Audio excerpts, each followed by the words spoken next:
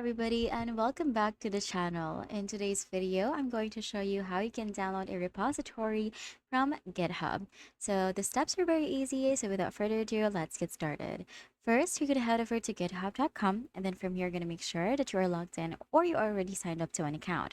Now, it will take you then to your dashboard or your home page. From here, you're just going to click on the profile icon right here at the top, and then click on repositories. Now you can also access your top repositories from the left side panel right here. So you can just click on any repository that you want to download. And then from the repository information page, you will see this code button right here that is in color green.